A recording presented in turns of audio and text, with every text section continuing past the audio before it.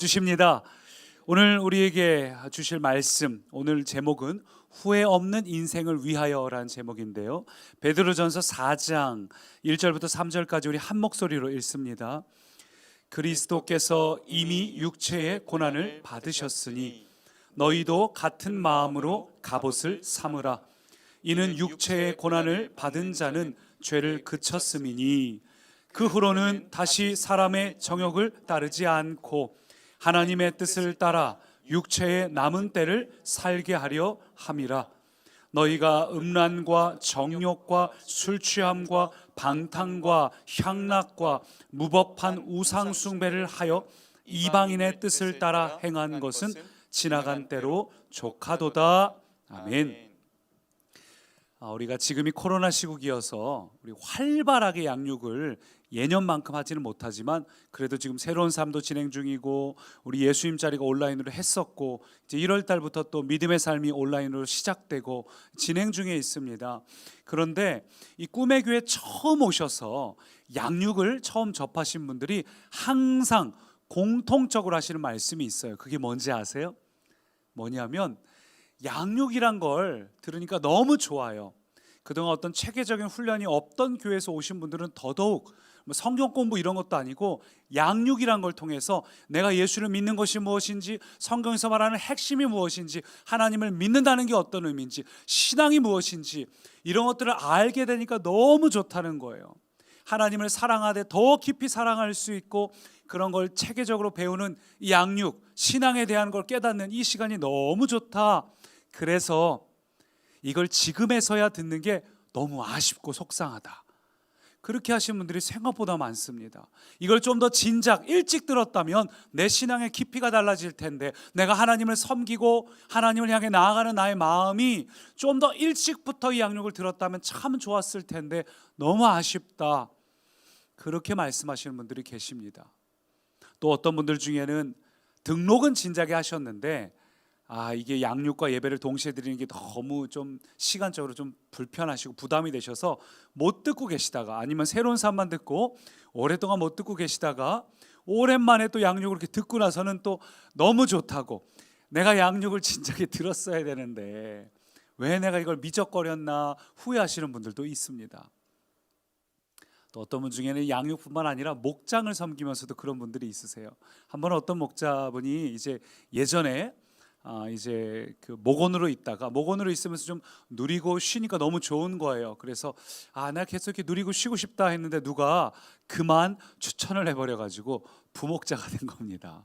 부목자가 돼가지고 멘토 대학을 하는데 안 오시는 거예요. 왜 안 오시나 했더니 내가 추천을 받아가지고 부목자가 덜컥 돼버려가지고 여기서 또 이거 멘토 대학 나오고 열심히 했다가 그만 목자가 되는 불상사가 벌어질까봐 내가 못 오겠다고 그런 농담을 하셔가지고 너무 웃은 적이 있습니다. 여러분, 근데 목자가 된다는 건 사실은 굉장히 큰 축복이에요. 왜냐하면 그 자리는 부담스러운 자리일 수 있습니다. 그러나 저는 그렇게 생각해요. 자리가 사람을 만든다. 제가 목회자기 때문에 제 안에 게으르고 나태하고 싶은 마음이 있어도 그럴 수 없거든요. 목자나 교육 목자나 멘토 아니면 사역팀 이런 것이 들어가 있는 동안에는 우리가 그 자리와 그 역할 때문에라도 거룩한 부담감으로 깨어 있을 수 있고, 그게 결국 우리에게 축복이 됩니다. 그래서 그분이 그걸 나중에 깨달았다는 거예요. 그러면서 이런 재밌는 얘기가 있는데, 부목자 때 멘토 대학 교재가 있습니다. 교재에 보면 그 뒤쪽에 추천 도서가 있는데 거기에 이제 기질 플러스라는 책이 있어요. 정말 좋은 책입니다. 제가 결혼 주례하는 분들에게도 반드시 읽게 하는 책이고, 항상 그 결혼을 앞둔 분들이 이야기할 때 제일 인상 깊게 읽은 책이 이 기질 플러스라고도 이야기를 합니다.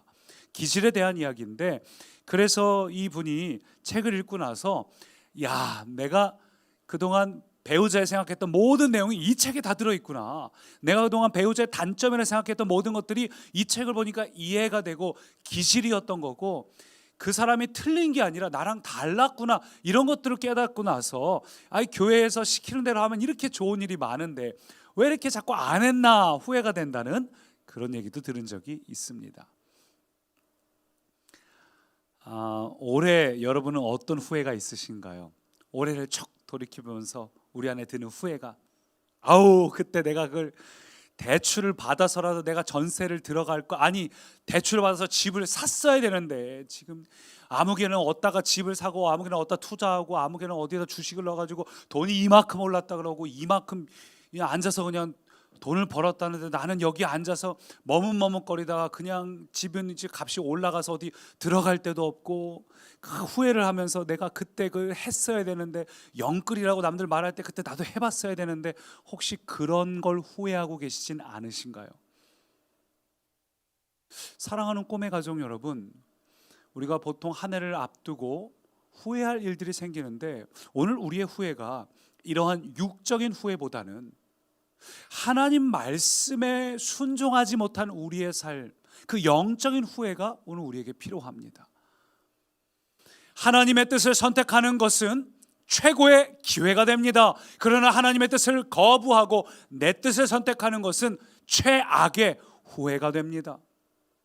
사랑하는 모든 꿈의 가족 여러분, 우리가 후회 없는 인생을 살기 위하여 하나님의 뜻 앞에 언제나 순종하는 우리 꿈의 가족 되시기를 소망합니다. 우리는 살다 보면 하나님의 뜻대로 살지 못해서 후회될 일이 참 많아요. 육적인 후회도 있고 영적인 후회도 있습니다. 그런데 하나님도 후회하시는 거 아세요? 성경을 보니까 하나님도 후회하셨다고 말합니다. 사무엘상 15장 보니까 내가 사울을 왕으로 세운 걸 후회하노니 그가 돌이켜 나를 따르지 아니하며 내 명령을 행하지 아니하였음이라. 사무엘이 근심해서 온 밤을 여호와께 부르짖습니다. 여러분 좀 이상하지 않으세요? 하나님도 후회를 하시나? 하나님은 시간을 초월하신 분인데, 하나님은 미래를 아시는 분인데, 그런 하나님이 아이고 내가 잘못 선택했네 후회를 하신다니 좀 이상한 표현이죠. 사실 이 표현은 정확한 번역은 아닙니다. 여기서 후회라는 단어, 유일하게 하나님이 후회하셨던 단어가 여기 나오는데, 이 후회라는 단어가 히브리어로 나함이라는 단어인데, 이게 한숨을 쉬다, 한탄하다, 탄식하다 뭐 이런 뜻이에요. 언제 이 단어가 또 등장하냐면, 예를 들면 창세기 6장에서 하나님께서 홍수로 이 세상을 심판하시기 전에 이 세상 사람들의 죄악이 가득함을 보시면서 나함하셨다, 우리말 성경에는 한탄하셨다라고 번역되어 있지요. 여러분, 다시 말해서 하나님의 후회라는 건 우리 인간들처럼 아이고 잘못 선택했네, 아이고 잘못 결정했네, 그런 류의 후회가 아닙니다. 하나님께는 후회가 없으셔요. 성경은 분명히 말합니다. 민수기 23장 같이 읽습니다. 하나님은 사람이 아니시니 거짓말을 하지 않으시고 인생이 아니시니 후회가 없으시도다. 예, 그래요. 하나님께는 후회가 없습니다. 하나님의 선택에는 잘못된 선택이란 건 없습니다. 그럼 하나님께서 무엇 때문에 한탄하셨는가?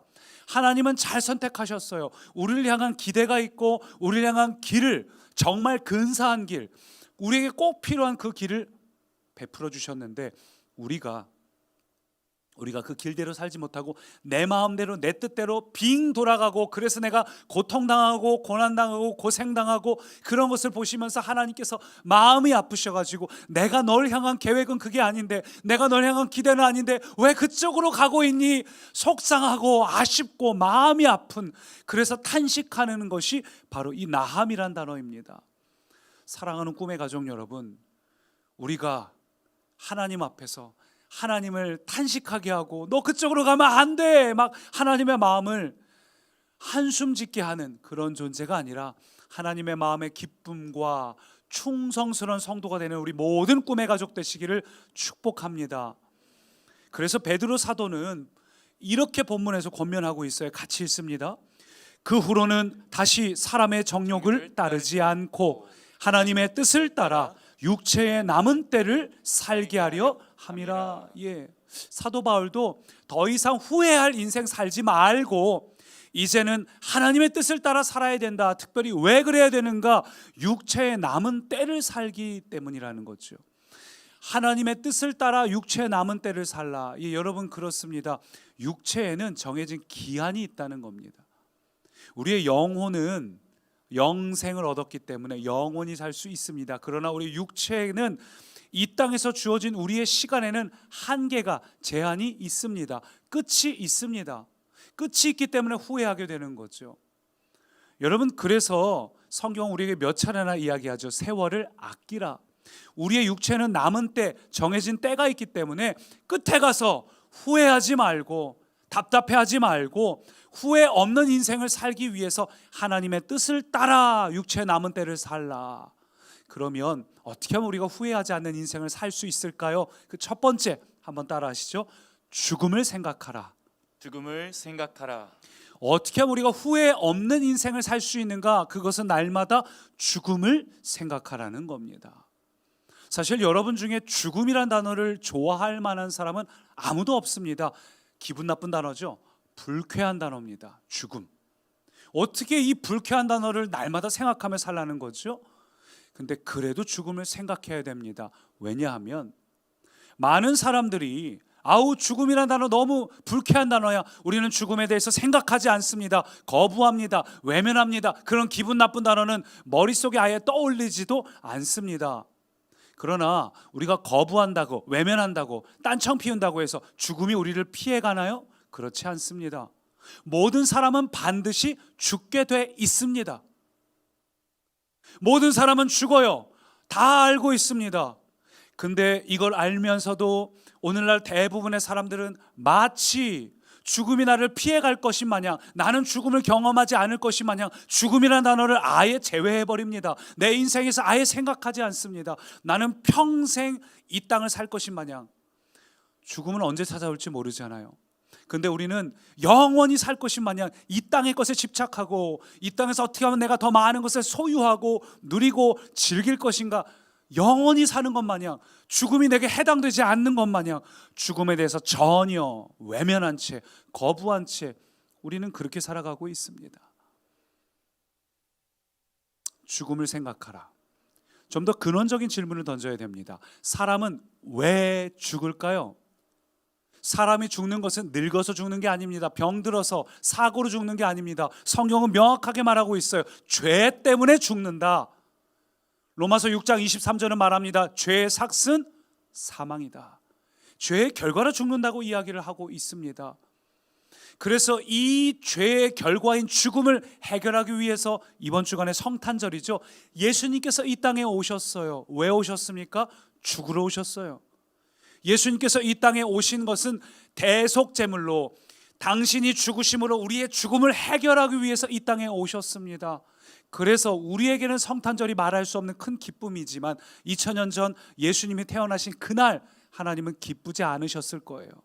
왜냐하면 사랑하는 자기 아들을, 또 자기 자신이기도 하죠, 이 땅에 보낸 날, 죽음을 위한 카운트다운이 시작된 겁니다. 죽기 위해서 모든 것이 시작된 그날이기 때문에. 왜 예수님께서 그 죽음으로 이 땅에 오셨습니까? 왜 죽으셔야 했습니까? 죽음은 죽음으로만 해결할 수 있기 때문이에요.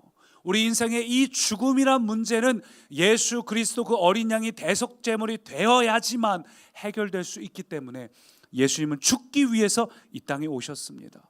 그리고 예수님의 죽으심으로 우리의 모든 죽음의 문제를 해결하셨습니다. 할렐루야. 베드로도 오늘 본문 1절에서 그것을 강조합니다. 1절 보니까 같이요. 그리스도께서 이미 육체의 고난을 받으셨으니 너희도 같은 마음으로 갑옷을 삼으라. 예수님께서 육체의 고난을 받았다는 말은 우리의 죄를 대신해서 십자가에서 죽으셨다. 예수님의 죽음으로 우리의 죽음을 해결하셨다. 그 얘기예요. 그래서 이제 우리가 그런 예수님의 죽으심으로 말미암아 성경은 우리를 뭐라고 이야기하죠? 거듭났다라고 이야기합니다. born again, 거듭났다. 니고데모에게도 예수님께서 말씀하셨죠. 거듭나야 한다. 자, 근데 이 단어를 잘 생각해 보세요. 거듭났다는 게 무슨 말일까요? 거듭났다는 건요, 예수님께서 날 위해 죽어주셨다라는 단어에서 끝나는 게 아닙니다. 거듭났다는 단어가 성립되려면 예수님의 죽음에 나도 함께 동참해서 나도 죽었다는 거예요.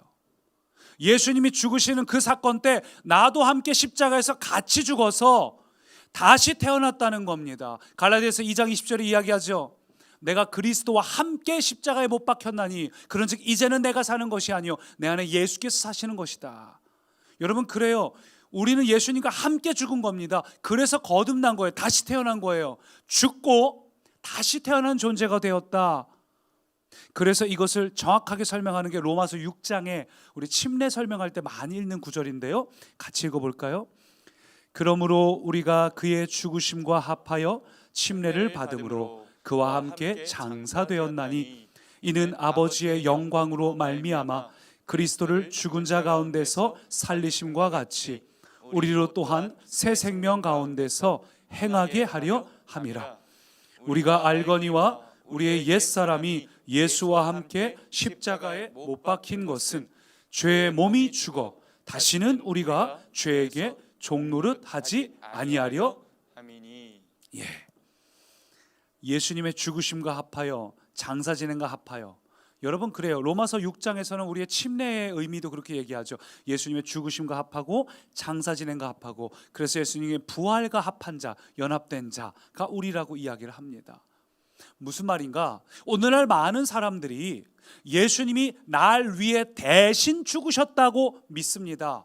맞아요. 그러나 로마서 6장은 이렇게 얘기해요. 예수님께서 죽으실 때 예수님은 우리와 하나가 돼서 죽으셨다.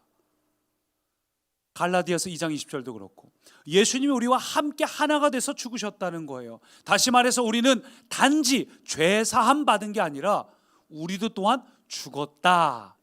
단지 죄 사함이 아니에요. 단지 죄 용서가 아니에요. 나도 같이 그 자리에서 죽었다. 십자가에서 나도 함께 죽었다. 성경은 강조하고 있습니다. 그러니 여러분 한번 생각해 보십시오. 왜 우리가 죄의 문제가 해결되지 않을까요? 많은 사람들이 왜 예수를 믿으면서도 여전히 죄의 문제 때문에 괴로워할까요? 참 많은 분들이 힘들어합니다. 때로는 50대, 60대에 정말 경건하게 신앙생활 해오신 분들도 내가 이렇게 신앙생활 하다가 50대, 60대가 되면 내가 좀 달라질 줄 알았는데, 내가 존경하던 어떤 인물들처럼 될 줄 알았는데 왜 여전히 나는 변하지 않고 옛것이 그대로 있는지 너무 답답합니다. 너무 힘이 듭니다. 그렇게 말씀하시는 분들도 많이 계셔요. 여러분 그럼 복음이 2% 부족한 걸까요? 복음의 능력이 없는 걸까요? 복음이 가짜일까요? 아니요, 그렇지 않아요. 그러면 왜 누군가에게는 복음의 능력이 나타나고 누군가는 이런 변화가 나타나지 못한 채 여전히 과거의 문제, 죄의 문제에 매인 채로 살아가고 있는가? 왜 후회하면서 하나님 앞에서 속상해하면서 통탄의 눈물을 흘리면서 기쁨의 날을 보내는 것이 아니라 회개의 날만 자꾸 보내게 되는가? 이유가 뭘까? 그것은 우리가 죄 사함을 받았다고 자꾸 생각하기 때문이에요. 죄를 용서를 받았다고 생각하기 때문입니다. 아닙니다. 우리는 단지 죄 사함만 받은 것이 아니라 십자가에서 함께 죽었음을 기억하시기 바랍니다. 자꾸 죄 사함 받았다고 생각하니까, 죄 용서라고 생각하니까 매 주마다 자꾸 나와서 죄 용서를 구해요. 아니에요. 죄는 우리가 어떻게 노력을 하고 수고하고 애를 써서 그 죄를 이길 수 있는 게 아닙니다. 죄는 그냥 죽는 거예요. 죄는 노력으로 이기는 것이 아니라 죽을 때 사라지는 겁니다. 그래서 우리가 잘 아는 것처럼 우리가 예수님을 믿을 때 구원은 오직 은혜, 오직 믿음이죠. 근데 믿는 건 좋은데 우리가 믿는 것을 명확하게 알아야 됩니다. 그 믿는다는 단어가 단지 속죄함을 받았다는 것을 믿는 것이 아니라 갈라디아서 2장 20절처럼 내가 예수님과 함께 십자가에서 죽었다, 그것을 믿어야 됩니다. 죽었음을 믿어야 돼요. 십자가에서 나도 죽었음을 믿을 때 비로소 죄가 깨지고 사라지는 거예요. 근데 오늘날 제가 보니까 많은 그리스도인들이 이 믿음이 명확하지가 않아요. 내가 예수 그리스도와 함께 십자가에서 죽었다, 이게 명확하지 않다 보니까 머릿속에 죄 사함만 생각하는 겁니다. 내가 죽었다고 갈라디아서 2장 20절도 로마서 6장도 다 이야기하는데 왜 내 안에 여전히 죄의 어떤 습관들이 있지? 그러니까 늘 우리는 죽음에 대해서는 생각하지 않고 죄 사함, 용서 이것만 생각해요. 흰 눈보다 더 오늘도 날 덮어주십시오. 그래서 교회에 와서 언제나 회개 기도합니다. 하나님, 내가 이번 주도 이랬습니다. 용서해 주세요. 근데 여러분 자꾸 내 안에 연약함을 자꾸 고백하는 것들, 회개하는 건 필요한데 이게 안 끊어지네요, 해결이 안 되네요라고 고백하면서 자꾸 이걸 구체화시키는 거는 걔를 죽이는 게 아니라 오히려 살리는 일이에요. 그래서 이 죄에 대하여 우리가 죽었다라는 인식이 매우 매우 중요합니다. 만약에 우리가 이게 안 되면 어떻게 되는지 아세요? 계속해서 죄에 대해서 용서만 받으려고, 죄사함만 받으려고, 주님 이번 주도 제가 이렇게 살았어요. 나 왜 이러죠? 왜 이렇게 반복되죠? 나 이거 안 되나 봐요. 안 된다고 정의를 내린 거예요. 안 믿어지는 거죠. 그래서 정의를 내리고 그냥 죄짓고 회개하고 죄짓고 회개하고 이게 반복하다 보면 나중에 그 마음이 완악해집니다. 완고해져요. 그냥 그게 내 습관이 되고 회개를 안 하게 됩니다. 왜 우리가 이 문제를 내가 죽었다는 사실이 딱 믿음으로 딱 와닿지 않는가? 그것은 죽은 게 느껴지지 않기 때문이에요. 정말 죽었으면 자유할 수 있을 것 같은데 사람들에게 나 죽었어요, 나 죽었다고요, 나 달라졌다고요, 변화되었다고요, 그렇게 얘기할 수 있을 것 같은데 전혀 뭐 달라진 게 없는 것 같은데, 맨날 똑같은데 죽었다고 선포를 해야 되나? 와닿지 않는 거죠. 이건 마치 뭐와 같냐면 우리나라가 1945년 8월 15일에 광복되었죠. 독립되었습니다.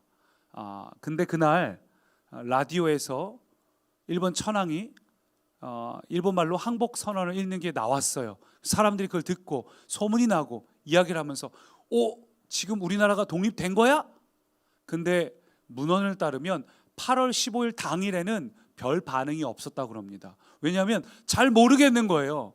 밖에 나가보니까 여전히 일본 수사들이 칼 찬 채 돌아다니고 경찰서에는 여전히 그러고 있고, 이게 독립됐다고 지금 뭐 광복되었다고 무조건 항복한다고 했다는데 잘 모르겠는 겁니다. 그래서 다음 날인 16일에 돼서야 사람들이 비로소 태극기를 들고 나가서 행복하게 막 소리를 쳤다라는 기록이 있어요. 문제는 그 다음입니다. 별로 분위기가 달라지지 않은 거예요. 태극기를 들고 밖에 나갔었는데 실감이 나지 않아요. 여전히 일본 군인들이 돌아다녀요. 여전히 저 경찰서나 이런 데 가면 여전히 일본인들이 총을 차고 위압적인 자세로 있고, 그걸 보면서 독립됐다고 했는데 도대체 어떻게 되는 거야? 어떻게 되는 거야? 그러다가 그해 9월 9일 당시에 총독이었던 일본 아베 총독이 미국 사령관 하지 중장에게 정식으로 항복을 합니다. 그리고 나서야 그때부터 일본 군인들이 하나 둘 나오기 시작하고 그 자리를 미군들이 이제 차지를 하기 시작을 하죠. 대신 이 위치를 바꿔주죠. 그러면서 그것도 한 번에 되는 것도 아니고 천천히 이루어지는 걸 보면서 사람들이 여전히 무슨 생각을 하는 거냐면, 이게 독립된 것 같기도 하고 아닌 것 같기도 하고, 광복이 된 것 같기도 하고 아닌 것 같기도 한 참 어리둥절한 그런 시절을 보냈습니다. 실감이 안 나는 것, 된 것 같기도 하고 안 된 것 같기도 한 어리둥절한 것, 바로 그것이 우리의 상태예요. 오늘 우리가 아까 읽은 말씀처럼 나는 죽었다, 여러분 믿으시죠? 죽었습니다. 갈라디아서도 로마서도 성경 분명히 이야기해요. 여러분은 죄 사함만 받은 자가 아니라 여러분 이미 십자가에서 죽은 자입니다. 여러분 죽었고 거듭난 자, 다시 태어난 자라고 성경은 말해요. 근데 이게 머리로는 알지만 내 가슴으로 실감이 나지 않는 거예요. 내가 뭔가 변화가 있어야 좀 죽었다고 말할 것 같은데 나는 한 2, 3주 버티다가 도로 올라오는데 이거. 근데 여러분 기억하십시오. 믿음은 느낌이 아니라 사실, 진리의 근거에서 믿는 겁니다. 내가 무슨 느낌이 나타나고 내게 무슨 변화가 나타나서 믿으면 그 믿음이라는 단어를 쓸 수 없겠죠. 그것은 진리고 성경이 기록한 사실이기 때문에 우리가 믿는 겁니다. 그럴 때 변화가 시작이 돼요.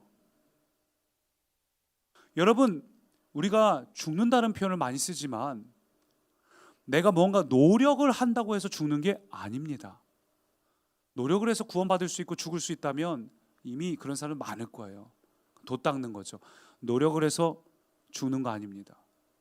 내가 막 살다 보면 연륜이 생기면서 서서히 뭔가 좀 달라지겠지? 아니요, 그것도 아닙니다. 나이가 들으면서 더 완고해질 수 있어요. 그냥 내가 육신의 욕망이 점점점 줄어들겠지? 그것도 아닙니다. 죽음이라는 건 내가 무언가 해내고 나서야 나 죽었습니다라고 말하는 것이 아니라 반대로 죽음을 선포할 때 시작되는 거예요. 다시요, 중요합니다. 죽음은 내가 무언가를 막 막 해내가지고 노력하고 뭐 어떻게든 해내가지고 나 죽었어요. 아 이제야 말할 수 있네. 나 정말 달라졌어요. 죽었어요. 이렇게 되는 게 아니라고요. 될 수가 없습니다. 죽음이라는 것, 이 갈라디아서 2장 20절의 말씀이 이루어지려면, 로마서 6장의 말씀이 이루어지려면, 거듭난 번 어게인이 되려면 오늘 내가 죽었음을 선포하시기 바랍니다. 나는 죽은 자예요. 그래서 선포하는 겁니다. 선포할 때 진짜 죽음이 시작이 돼요. 오늘 그 선포가 우리 가운데 있기를 소망합니다. 나는 날마다 죽노라. 죽음을 생각하시기를 축복합니다. 예수님께서 십자가를 통하여 이미 이루셨어요. 믿으시죠? 그것을 여러분이 믿음으로 취하시고 아멘으로 취하시고 모든 상황 가운데서 여러분 안에 어떤 마음과 생각이 들 때마다 단호하게 선포하십시오. 나는 죄에 대하여 죽은 자다. 내 안에 어떤 생각이나 마음이 들어올 때마다 단호하게 그것은 내 것이 아니다. 죽은 자는 반응할 수 없잖아요. 거기에 반응하지 마시고 뭐에 반응해야 되는가? 하나님께만 반응하시기 바랍니다. 하나님께 반응을 해야 돼요. 로마서 6장 말씀 같이 읽어볼까요? 참 중요합니다. 이와 같이 너희도 너희 자신을 죄에 대하여는 죽은 자요 그리스도 예수 안에서 하나님께 대하여는 살아있는 자로 여길지어다. 우리의 반응은 더 이상 죄에 대하여 반응하는 게 아닙니다. 죽었으니까요. 그런 마음이 들 때마다 단호하게 선포하십시오. 내 안에 그런 기질, 생각, 마음이 있었지. 그러나 내가 십자가에 못 박아 죽었다. 그리고 거기 보고 있으면 해결 안 돼요. 이거 어떻게 하면 해결할 수 있나, 달라질 수 있나, 내가 빨리 죽었다 얘기해야 되는데 보는 동안에는 죽었다 깨나도 해결 안 돼요.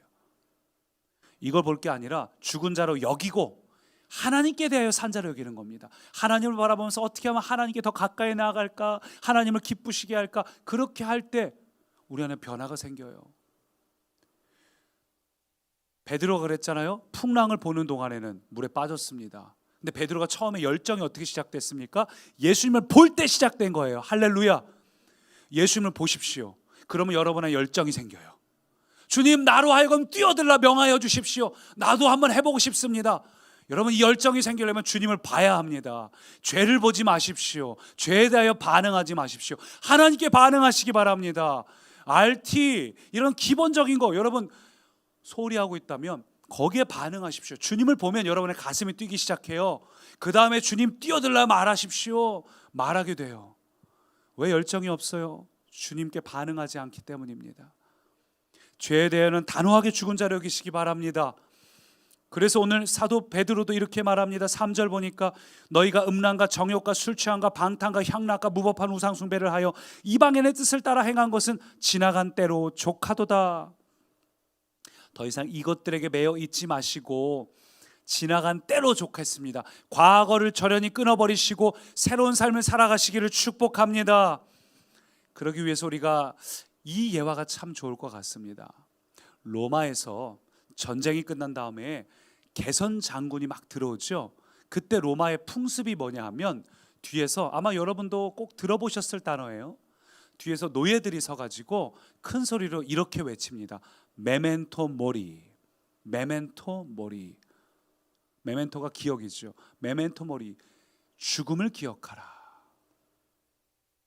이 단어를 계속 선포하는 거예요. 누구한테요? 개선 장군한테요. 전쟁을 이기고 개선 장군이 로마 시내로 들어올 때 로마의 시민들이 와서 꽃가루를 뿌리고 환호성을 지르고 막 빛이 비치는 가장 찬란한 자기 인생에서 가장 행복한 그때에 뒤에 노예들을 시켜서 메멘토 모리, 죽음을 생각하라, 죽음을 기억하라. 아, 그래서 로마가 그렇게 대단한 제국이 될 수 있었구나. 이렇게 좋은 전통을. 오늘날 많은 사람이 카르페 디엠을 말하죠. 카르페 디엠. 오늘 이 땅을 즐기라고요? 아니요. 그리스도인이 기억해야 될 건 메멘토 모리예요. 메멘토 모리. 죽음을 생각하시기 바랍니다. 우리에게 남은 때가 있어요. 정해진 시간입니다. 이 남은 때, 죽은 후에 마지막 때 가서 후회하지 않으려면 죽음을 생각하시되, 특별히 내가 모든 죄로부터 죽음을 선포하시고 내가 죽었음을 생각하시기 바랍니다. 나는 죽고 죄에 대하여 죽은 자로 여기고 의에 대하여 하나님에 대하여 산 자로 여기시기 바랍니다. 그러면 하나님에 대하여 산 자로 여긴다는 게 어떤 의미인가? 두 번째 한번 따라 하시죠. 영생을 준비하라. 영생을 준비하라. 죽음을 생각했다면 이제는 영생을 준비해야 됩니다. 왜냐하면 2절 보니까 이렇게 말해요. 그 후로는 다시 사람의 정욕을 따르지 않고 함께요. 하나님의 뜻을 따라 육체의 남은 때를 살게 하려 함이라. 예. 베드로는 우리가 더 이상 사람의 정욕 따르지 말고 하나님의 뜻을 따라야 된다. 왜냐하면 육체의 남은 때가 있고 육체가 끝나는 것으로 끝이 아니죠. 그 다음에 우리에게는 영원히 우리를 기다리고 있기 때문입니다. 끝에 가서 후회하는 이유가 뭘까요? 영원히 기다리고 있기 때문이에요. 이 땅에서 잘 먹고 잘 살았으면 후회하지 않겠죠. 그러나 잘 먹고 잘 사는 사람도 후회하는 것은 영원히 있기 때문에 그 다음에 어떻게 되나? 그 이유를 내가 무엇을 준비했나?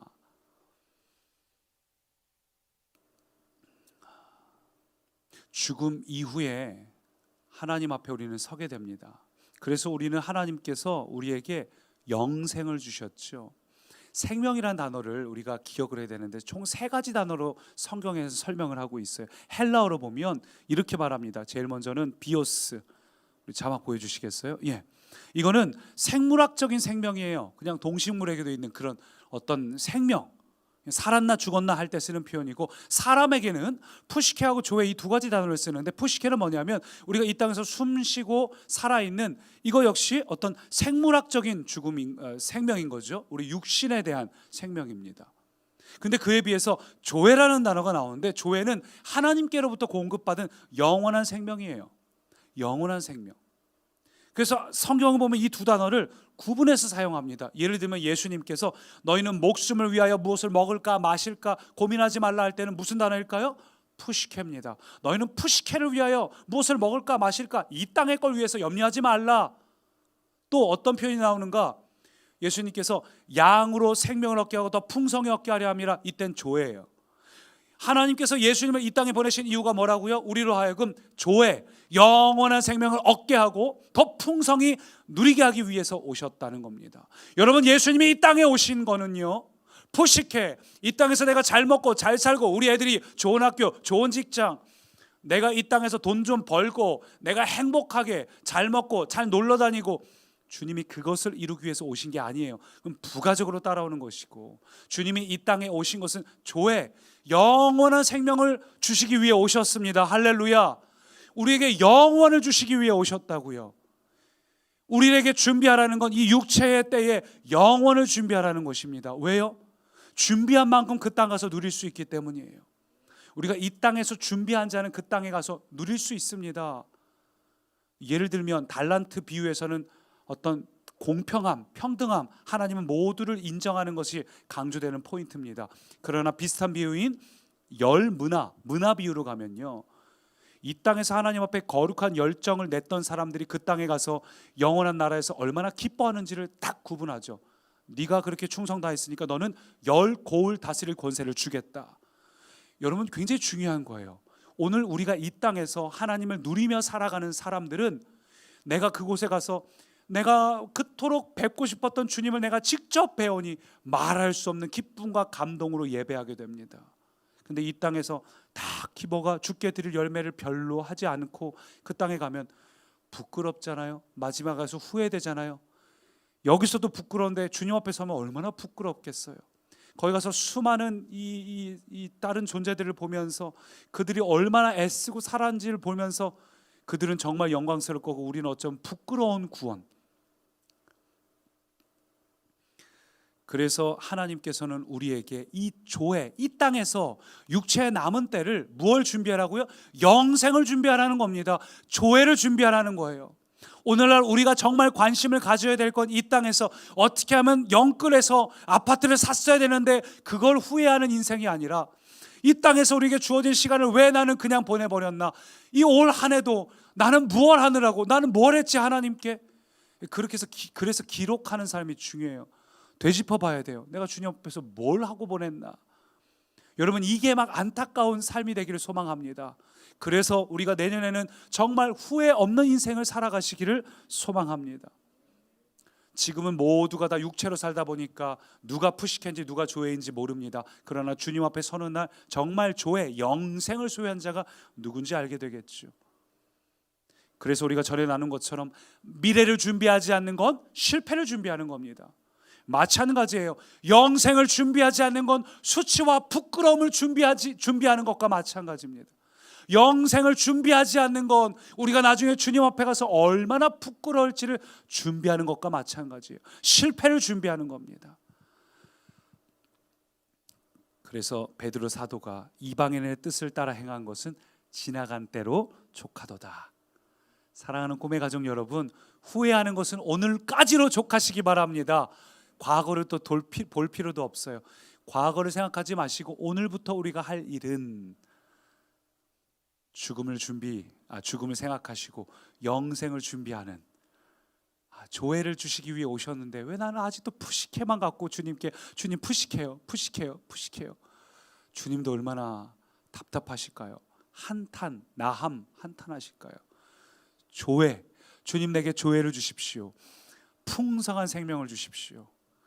준비하는 자, 주님을 바라보는 자에게 베드로처럼 여러분 안에 열정이 불올듯 올라나서 주님 내가 뛰어들게 해주십시오. 그렇게 여러분의 입술에서 믿음의 고백이 나오게 될 것입니다. 우리는 D-Day와 V-Day 사이를 살고 있어요. D-Day가 뭔지 아시죠? 우리가 수능 앞두고 수능 D-Day, D- 며칠 이렇게 얘기하죠. D-Day가 무슨 뜻입니까? Decision Day잖아요. 전투의 날이에요. 전투의 날. 전투의 날과 빅토리 데이, 승리의 날, V-Day는 서로 다릅니다. 구분되어 있어요. 예를 들면 우리나라 6.25 전쟁 당시에 언제 승기를 잡기 시작했습니까? D-Day가 언제였어요? 인천 상륙작전 아닙니까? 모든 것이 수세로 돌아올 때 D-Day를 정했어요. 그 D-Day를 위해서 양동작전으로 저쪽으로 갈 것처럼 막 하면서 사실은 인천 쪽으로 상륙을 딱 해서 D-Day에 멋지게 성공했습니다. 인천에 딱 상륙했어요. 그러나 빅토리 데이, V-Day가 오는 것은 시간이 걸렸습니다. 예수님이 이 땅에 오신 성탄이 D-Day예요. 예수님이 이 땅에 오셔서 우리를 위해 십자가에서 죽으심으로 우리의 이 D-Day가 시작이 되었습니다. 우리는 승리가 시작이 되었어요. 시작이 되었지만 아직 완전히 완성된 빅토리 데이는 아직 우리에게 오지 않았습니다. 그 V-Day는 우리가 나중에 육신을 떠나 하나님 앞에 그 서는 그날 우리 가운데 이루어집니다. 오늘 우리가 D-Day와 V-Day 사이에 살고 있는데 오늘날 많은 성도님들이 아직도 그냥 D-Day의 감동에만 머물러 있어요. 아직도 예수님이 날 위해 구원해 주신 죄사함이나 이거에만 감동에만 머물러 있는데 D-Day의 감동에 머물러 있는 것이 아니라 V-Day를 준비하시는, 그래서 그날 마음껏 승리를 누리시는 우리 모든 꿈의 가족이 되시기를 소망합니다. 우리가 인생을 마무리할 때 두 가지 후회를 할 거예요. 뭐냐 하면 그때 했어야 되는데, 또 하나는 그때 하지 말았어야 되는데. 오늘 여러분 더 이상 하지 말아야 될 건 과감하게 하지 마시고 죄에 대해서 생각하심으로, 죽음에 대해서 생각하심으로 하지 말아야 될 건 하지 마시고 했어야 될 그것, 영생을 준비하는 그것 오늘 시작하시기 바랍니다. 나중에 가서 그때 했어야 되는데 그때 하지 말았어야 되는데 후회하는 자가 아니라 그때 하길 잘했어, 그때 끊어내길 잘했어, 기뻐하는 우리 모든 꿈의 가족 되시기를 소망합니다. 말씀을 마치면서 한 인물을 소개하고 싶어요. 이름은 윌리엄 보드. 이분이 미국의 예일 대학교 또 프린스턴 명문 대학만 나온 사람이에요. 굉장히 탁월한 사람, 장래가 촉망되는 사람, 또 이 보든 가문의 후계자, 상속자였고 당시에 미국에서 굉장히 주목받던 사람 중에 하나였는데, 그런 그가 젊은 나이에 복음을 듣고 내가 이 젊은 나이 때 하나님께 나의 삶을 드리고 싶다 해서 마치 사도 바울처럼 모든 것을 내려놓고 선교지를 떠났어요. 그리고 그곳에서 젊은 나이에 사망을 합니다. 그것이 미국 신문에 대서특필이 됐죠. 젊은 상속자, 탁월한 사람이었는데 그는 왜 그 모든 것을 버려두고 그곳에 가서 하나님을 위해 사망했는가? 많은 이들의 마음을 울렸어요. 그리고 그의 유품에 성경책 뒤에 세 가지 얼로 시작되는 단어가 나오는데 같이 보실까요? 한글로 같이 읽어봅니다.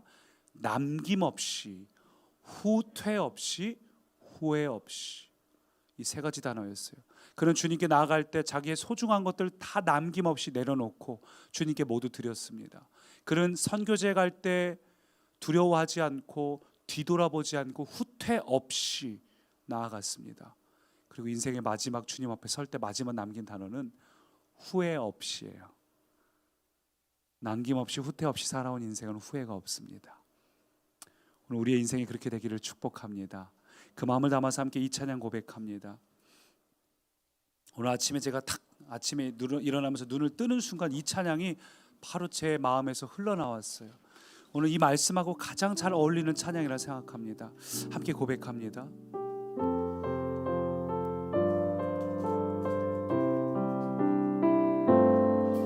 고달픈 삶의 은혜도 무뎌지 오늘 우리의 상태가 이랬지만 곧 사라질 것에 내 마음 드네. 주님, 우리가 이런 인생 살았습니다.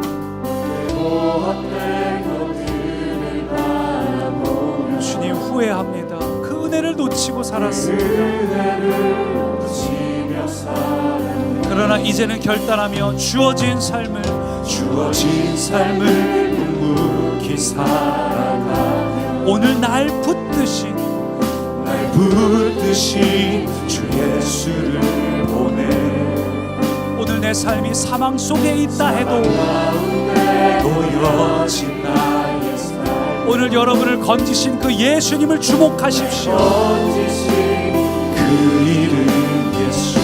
주님, 오늘 나의 한숨을 바꾸셨네. 주를 향한 노래로 소망의 노래로 나의 눈물을 거두신 주 예수 이름 안에 살게 하소서. 나의 한숨을 바꾸셨네.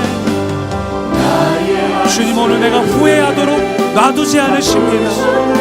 바꾸사 주님을 향한 노래로 우리의 삶의 소망의 노래로 나의 눈물을 거두신 주 예수 이름 안에 살게 하소서. 우리 함께 합심으로 기도할 때에 주님, 내가 정말 변화되기 원합니다. 후회 없는 인생을 살기 원합니다. 그러기 위해서 죽음을 생각하며 영생을 준비하는 자가 되게 해주십시오.